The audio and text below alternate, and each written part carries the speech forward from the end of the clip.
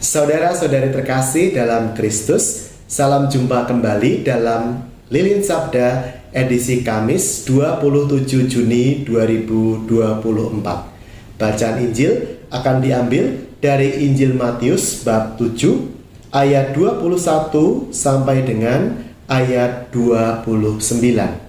Saya akan membacakan beberapa ayat dari perikop ini. Dikatakan pada ayat 21. Bukan setiap orang yang berseru kepadaku, Tuhan, Tuhan, akan masuk ke dalam kerajaan surga, melainkan dia yang melakukan kehendak Bapa-Ku di surga. Kemudian saya lanjut ke ayat 28 dan 29. Setelah Yesus mengakhiri perkataan ini, takjublah orang banyak itu mendengar pengajarannya. Sebab Yesus mengajar mereka sebagai orang yang berkuasa, tidak seperti ahli-ahli Taurat mereka. Saudara-saudari yang terkasih dalam Kristus, ketika Yesus berkarya di tengah publik, di tengah masyarakat pada saat itu, ada juga kelompok-kelompok lain para pemuka agama Yahudi yang juga berkarya. Yang disebutkan secara gamblang dalam perikop hari ini adalah para ahli Taurat. Mereka itu membuat lebih dari 600 aturan tambahan untuk memastikan agar Taurat tidak dilanggar. Tetapi seringkali aturan-aturan itu mereka buat, tetapi mereka sendiri juga kesulitan menaatinya. Bayangkan, kita saja melakukan 10 perintah Allah, kita sering jatuh, sering gagal.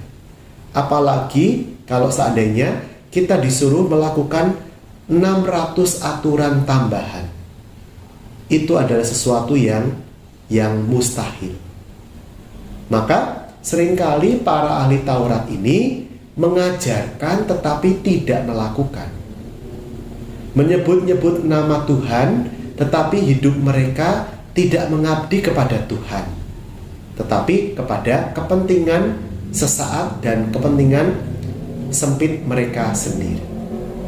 Itulah mengapa hari ini Yesus bersabda dengan sangat keras. Bukan setiap orang yang berseru kepadaku Tuhan, Tuhan akan masuk ke dalam kerajaan surga, melainkan dia yang melakukan kehendak Bapa-Ku yang di surga.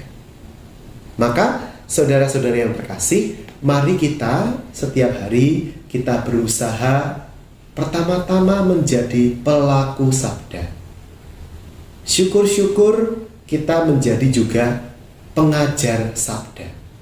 Tetapi tugas pokok kita adalah menjadi pelaku sabda yang bisa dipercaya karena kita sendiri melakukan apa yang kita wartakan kepada sesama kita.